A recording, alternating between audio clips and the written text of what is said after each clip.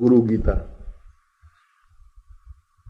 इस गुरु गीता का भी उतना ही महत्व है जितना भगवान श्री कृष्ण के मुंह से निकली हुई श्रीमद् भगवद गीता का है, क्योंकि जीवन में गुरु को देवताओं से भी श्रेष्ठ बताया गया है।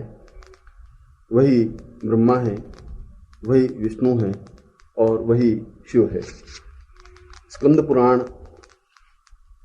के अंतर्गत जो गुरु गीता दी गई है, मैं उसी गुरु गीता का उच्चारण कर रहा हूं। ओम अस्य श्री गुरु गीता स्तोत्र मंत्रस्य भगवान सदाशिव ऋषि नाना विधानी छंदांसी श्री गुरु परमात्मा देवता हम बीजम सह शक्ति क्रोम कीलकम श्री गुरु प्रसाद सिद्ध्यर्थे जपे विनियोग। गुरु ध्यान।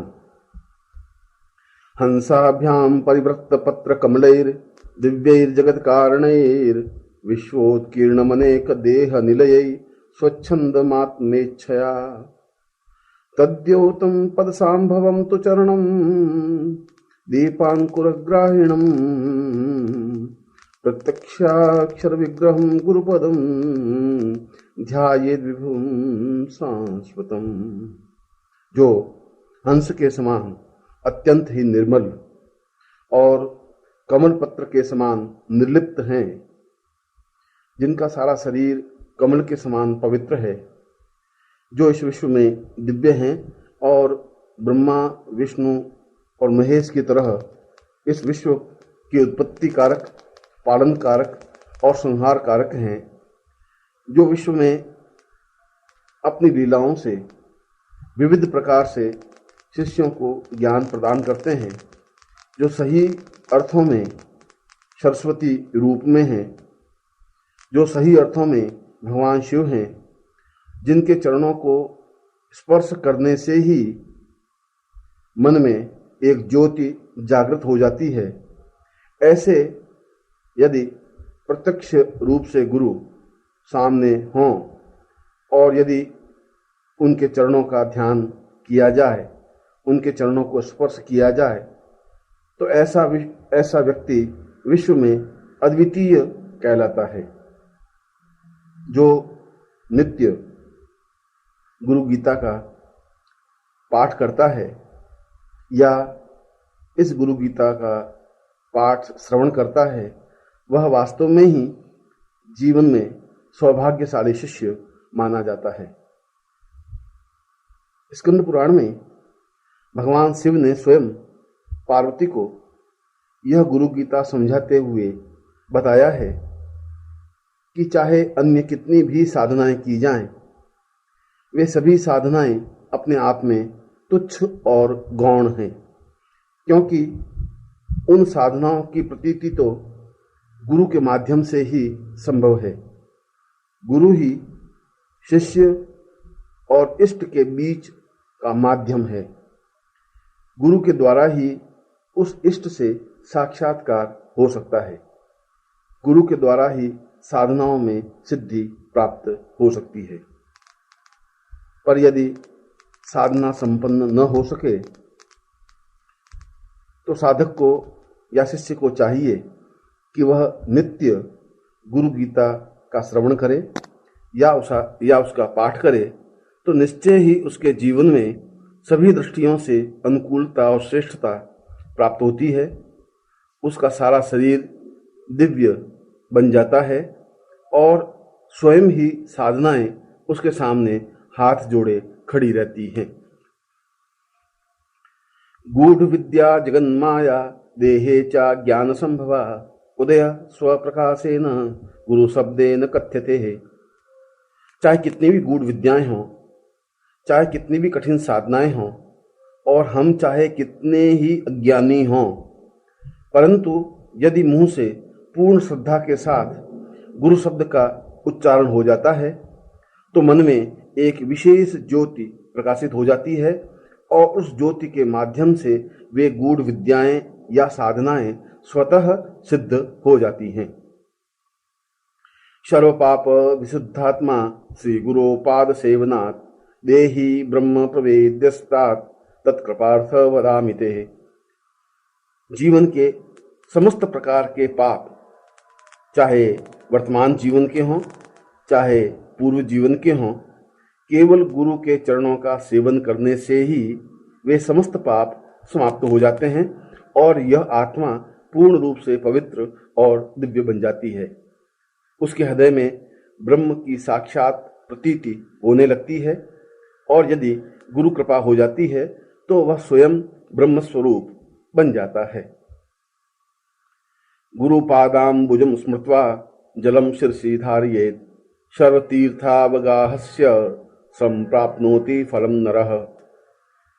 जो शिष्य पूर्ण श्रद्धा के साथ गुरु के चरणों के जल को अपने सिर पर छिड़कता है या चरणामृत के रूप में पान करता है, उसे संसार के समस्त तीर्थों में स्नान करने के समान पुण्य प्राप्त होता है और वह इस जीवन में समस्त प्रकार के फलों को, धर्म, अर्थ, काम और मोक्ष को प्राप्त करता हुआ पूर्ण मानव जीवन संपन्न करने में सक्षम हो पाता है। शोषणम पाप पंकस्य दीपनम ज्ञान तेजसाम गुरुपादोदकम सम्यक संसारार्णवतारकम। हमारे जीवन के जितने भी पाप हैं, उन पापों को समन करने के लिए अंदर ज्ञान का दीपक लगाना आवश्यक है और वह ज्ञान का दीपक केवल गुरु के चरणों का स्पर्श करने से, गुरु की आज्ञा का पालन करने से और गुरु के कहे अनुसार गतिशील होने से ही प्राप्त हो सकता है। और जब हृदय में ऐसा ब्रह्म का दीपक प्रज्वलित होता है तो वह इस संसार में पूर्ण सुख को भोगता हुआ आगे सफलता और श्रेष्ठता प्राप्त करने में सक्षम हो पाता है। अज्ञान मूल हरणम जन्म कर्म निवारणम ज्ञान वैराग्य सिद्ध्यर्थम गुरुपादोदकम पिबेत। यदि गुरु के चरणों का जल पान करने का सौभाग्य प्राप्त हो जाए तो जन्म जन्म के पाप और बंधन समाप्त हो जाते हैं। समस्त प्रकार का अज्ञान दूर हो जाता है और हृदय में स्वतः ही ज्ञान और वैराग्य की सिद्धि प्राप्त हो जाती है। उसके लिए अन्य किसी प्रकार के विधि विधान, साधना और सिद्धि करने की आवश्यकता नहीं होती। गुरो पादोदकम पीत्वा गुरो रुचिष्ट भोजनम गुरुमूर्ते सदा ध्यानम गुरु मंत्रम सदा जपेत। शिष्य का कर्तव्य यही है, उसके जीवन का पहला और अंतिम उद्देश्य यही है कि वह संपूर्ण जीवन में गुरु के चरणों का जल पान करे, गुरु के भोजन के उपरांत उनसे प्राप्त भोजन को प्रसाद रूप में स्वीकार करे, निरंतर गुरु मूर्ति का ध्यान करता रहे और हर क्षण गुरु मंत्र का जप करता रहे। ऐसे शिष्य से देवता भी ईर्ष्या करते हैं क्योंकि वह शिष्य स्वयं देवता स्वरूप बन जाता है। काशी क्षेत्रम तन्निवासो जाह्नवी चरणोदकम गुरु विश्वेश्वर साक्षात तारकम ब्रह्म निश्चितम। जो काशी में निवास करने से और भगवान शिव की पूजा करने से फल प्राप्त होता है, जो गंगा में स्नान करने से और गंगा का जल पीने से जो सिद्धि और सफलता प्राप्त होती है, जो ब्रह्मा विष्णु और महेश की सेवा और साधना करने से जो फल प्राप्त होता है, वह सब कुछ केवल गुरु के चरणों में बैठने से ही प्राप्त हो जाता है, क्योंकि वह साधक को पूर्ण रूप से ब्रह्ममय बना देता है और उसके समस्त पापों को समाप्त करने में सहायक होता है। गुरुपादोदकं युक्त्वा सौ सोक्षयो वटः तीर्थराज प्रयागश्च गुरुमूर्त्यै नमो नमः। गुरु के चरणों का जल निरंतर अक्षय कल्प वृक्ष के समान फलदायक माना गया है। उस जल को यदि पान किया जाए तो ऐसा पुण्य प्राप्त होता है जैसा तीर्थराज प्रयाग में स्नान करने से और उसके जल को पान करने से होता है। इसीलिए संसार में श्रेष्ठतम विभूति को गुरु कहा गया है और ऐसी ही गुरु मूर्ति को प्रणाम करने से जीवन में संपूर्णता प्राप्त होती है। गुरु मूर्ति स्मरे नित्यम गुरु नाम सदा जपेत गुरोराज्ञा प्रकुर्वीत गुरोरन्यन्न भावयेत। निरंतर शिष्य को गुरु मूर्ति का ही चिंतन करना चाहिए। उसे नित्य गुरु के द्वारा प्रदत्त गुरु मंत्र का ही जप करना चाहिए। उसके जीवन का लक्ष्य केवल गुरु आज्ञा का पालन करना ही है और गुरु के अलावा उसके जीवन में अन्य किसी भी प्रकार का भाव या चिंतन नहीं हो, इस बात का तत्क्षण और हर क्षण ध्यान रखे। वह जीवन में सब कुछ प्राप्त करने में सक्षम और सफल हो पाता है। गुकारस्तुंधकारश्च रुकारस्तेज उच्यते अज्ञान ग्रासकम ब्रह्म गुरुरेव न संशय। गुरु दो अक्षरों से मिलकर शब्द बना है। गु का तात्पर्य है समस्त प्रकार के मानव और शिष्य के बंधनों को समाप्त करना और रू का तात्पर्य है उसके हृदय में ज्ञान का दीपक प्रज्वलित करना।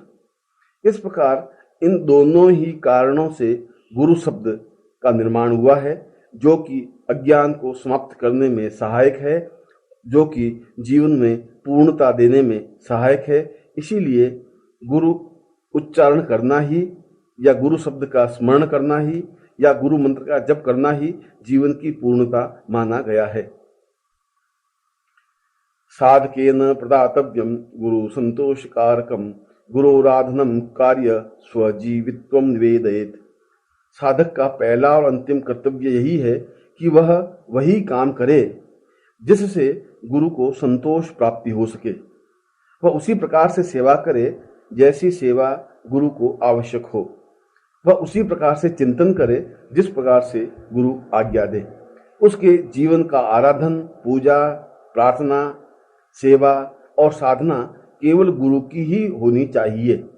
ऐसा होने पर ही वह समस्त सिद्धियों का स्वामी होता है और उसके जीवन में किसी प्रकार की कोई न्यूनता नहीं रह पाती। कर्मणा मनसा वाचा नित्यमाराधयेत् गुरुम दीर्घदंडम नमस्कृत्य निर्लज्जो गुरु सन्निधौ।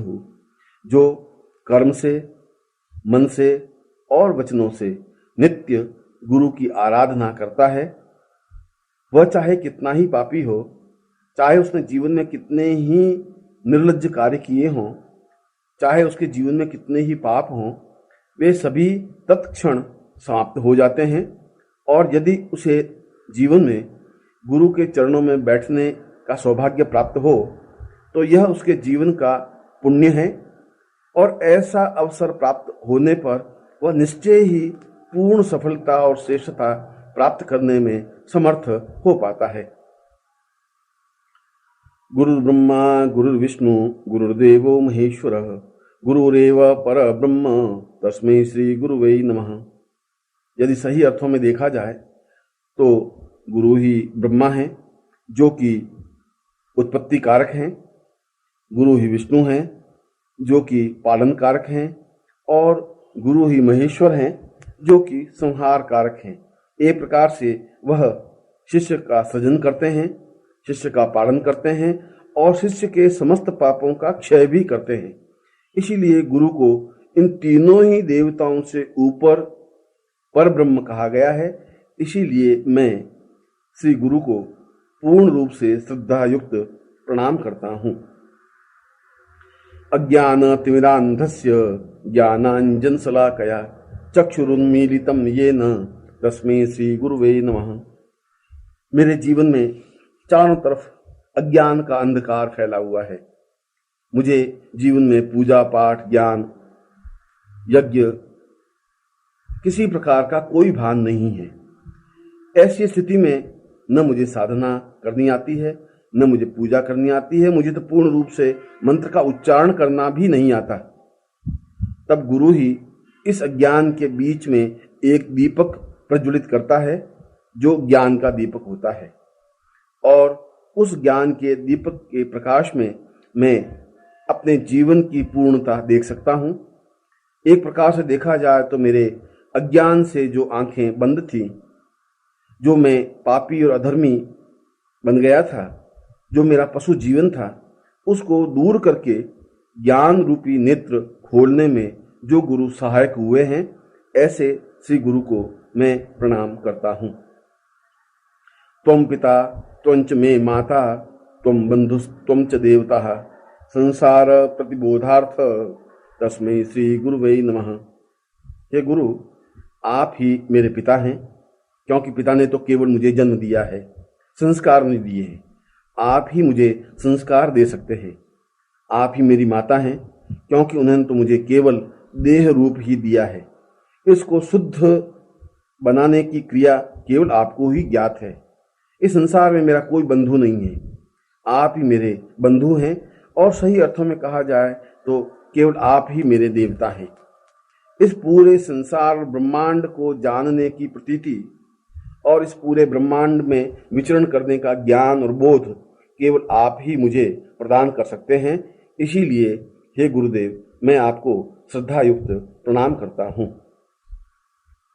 यत् सत्येन जगत सत्यम यत् प्रकाशेन भाति यत् यदानंदेन संदन्ति तस्मै श्री गुरुवे नमः।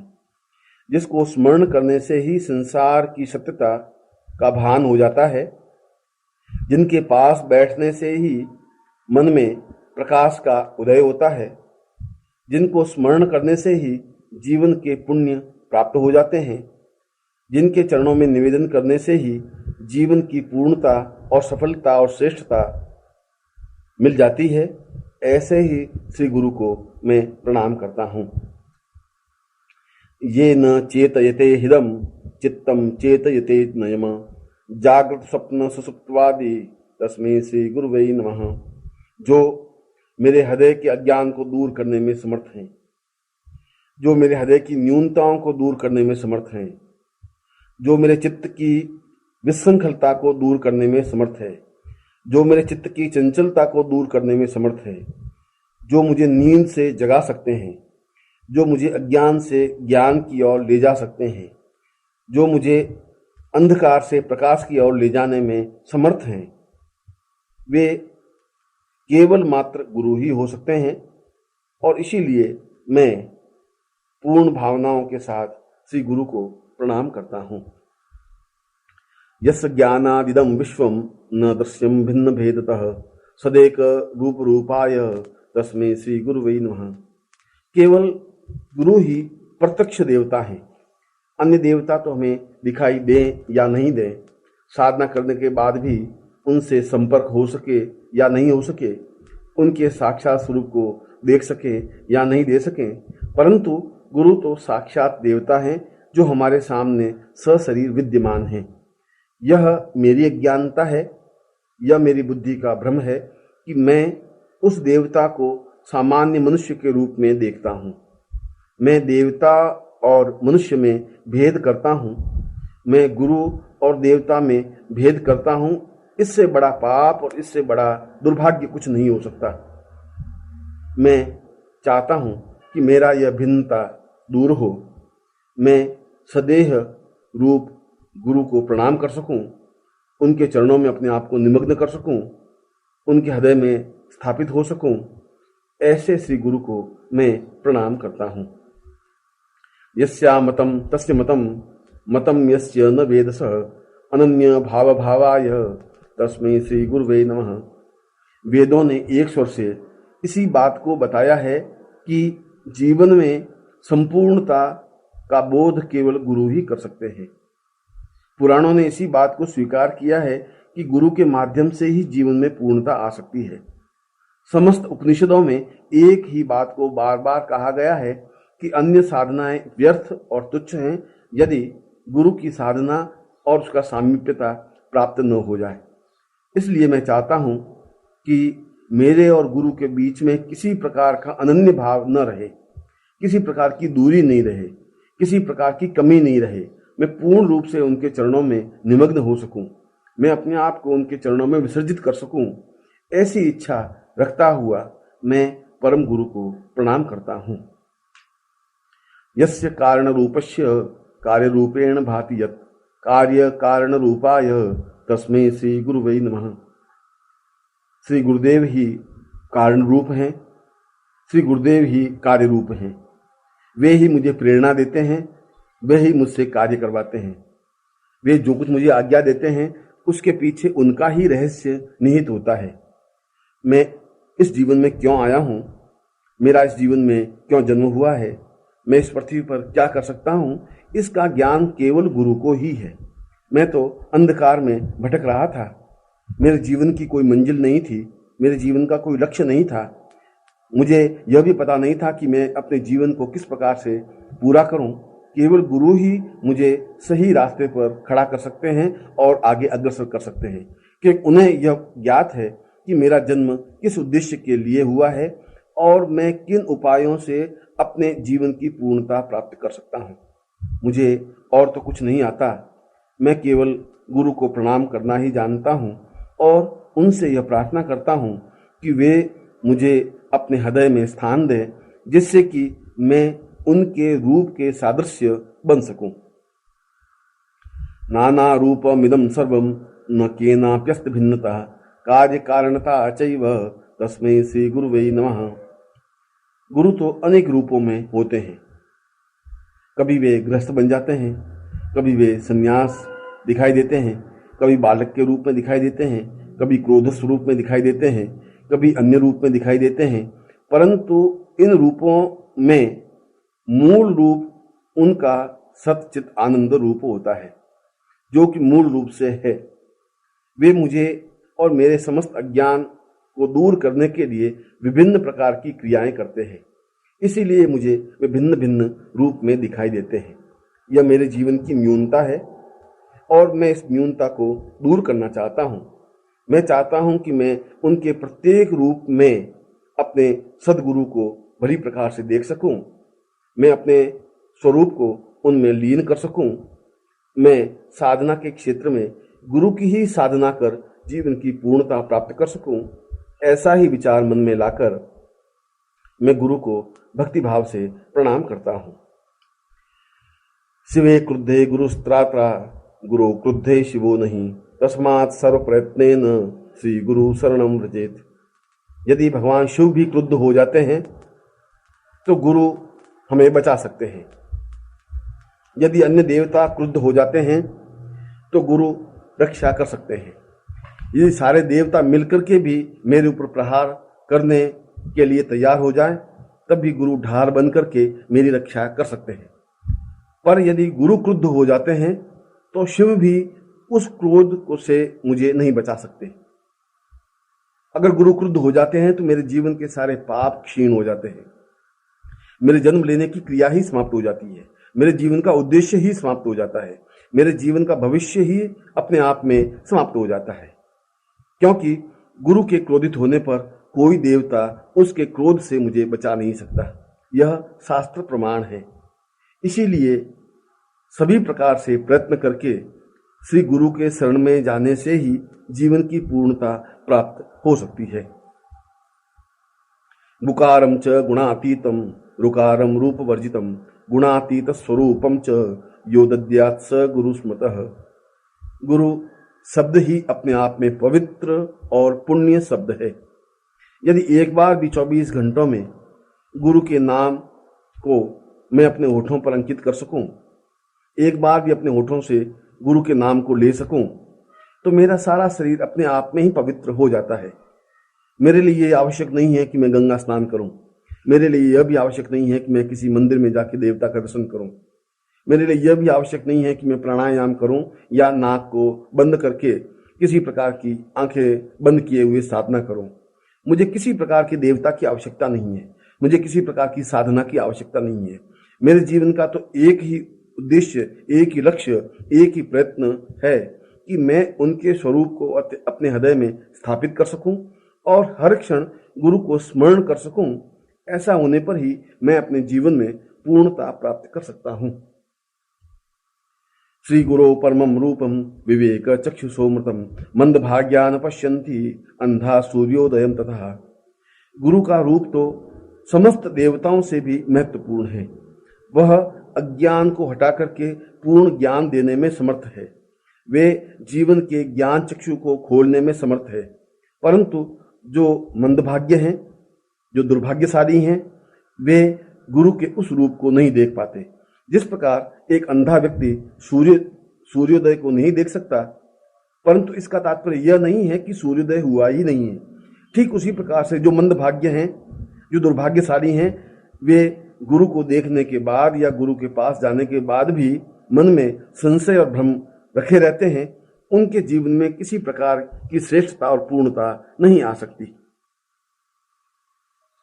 श्रुति प्रत्यक्ष मैतीह्य मनुमान चतुष्टयम यस्य चात्म तपो वेद देशिकम च सदा स्मरेत। ऐसा कोई भी वेद, पुराण, उपनिषद, शास्त्र, ज्ञान नहीं है जहां गुरु की प्रशंसा नहीं की गई हो। ऐसा कोई भी योगी, यति, सन्यासी, साधक नहीं रहा हो जिसने गुरु की प्रशंसा नहीं की हो। ऐसा कोई उपनिषद नहीं है जहां गुरु की साधना का वर्णन विवरण नहीं दिया गया हो। संसार के जितने भी स्मृति ग्रंथ हैं, जितने भी पवित्र ग्रंथ हैं, जितने भी दिव्य ग्रंथ हैं, उन सब में एक ही बात बार बार कही गई है कि गुरु कृपा से ही समस्त जीवन की पूर्णता प्राप्त हो सकती है। यह हमारा सौभाग्य है कि हमारे जीवन में हमारे सामने गुरु उपस्थित हैं और फिर भी हम गुरु की सेवा न कर सकें, उनकी आज्ञा का पालन न कर सकें, उनके स्वरूप को अपने हृदय में स्थापित न कर सकें, तो इससे बड़ा दुर्भाग्य और कुछ नहीं हो सकता। मैं चाहता हूं कि मेरे जीवन में हमेशा गुरु पूर्ण प्रसन्नता के साथ जमे रहें, जिससे कि मैं बार बार उनको देख सकूं। अखंड मंडलाकारम व्याप्तम येन चराचरम तत्पदम दर्शितम येन तस्मै श्री गुरुवे नमः। वे अखंड हैं, वे भगवान सूर्य के समान तेजस्वी हैं, वे संपूर्ण विश्व में व्याप्त हैं, वे जड़ और चेतन को सिद्धि प्रदान करने में समर्थ हैं, वे सब कुछ देवताओं के समकक्ष हैं, वे सही अर्थों में पूर्ण ब्रह्म हैं। इसीलिए मैं उनके चरणों को देखना ही जीवन का पुण्य मानता हूं। ऐसे श्री गुरु को मैं पूर्ण भक्तिभाव से प्रणाम करता हूं। यस्य स्मरण मात्रेण ज्ञान मुत्पद्यते स्वयं य एव सर्व संप्राप्तिस् तस्मै श्री गुरुवे नमः।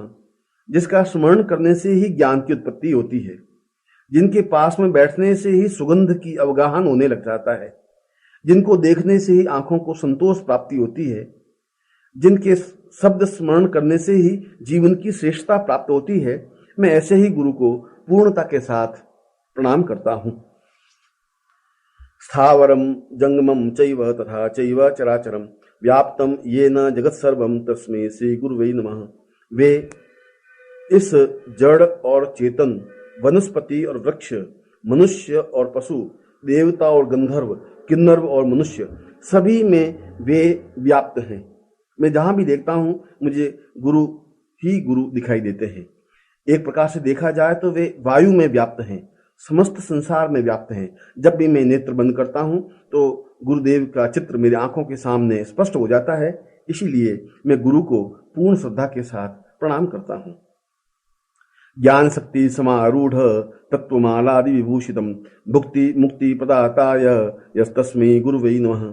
जो पूर्ण ज्ञान की शक्ति अपने आप में समाये हुए हैं, जो समस्त शास्त्रों का तत्व अपने आप में लिए हुए हैं, जो एक साथ ही संसार के भोग देने में समर्थ हैं और मुक्ति देने में समर्थ हैं, जो एक साथ ही धर्म, अर्थ, काम और मोक्ष प्रदान करने में समर्थ हैं, उनको छोड़कर मैं अन्य किस देवता की पूजा, आराधना, साधना करूं? क्योंकि मेरे सामने तो संपूर्ण विश्व के चराचर भगवान श्री गुरु साक्षात उपस्थित हैं।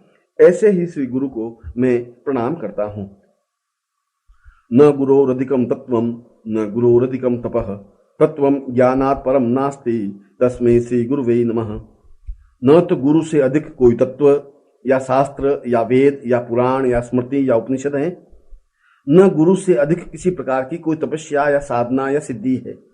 जो कुछ तत्व है, जो कुछ ज्ञान है, जो कुछ पूर्णता है, वह केवल मात्र गुरु ही है।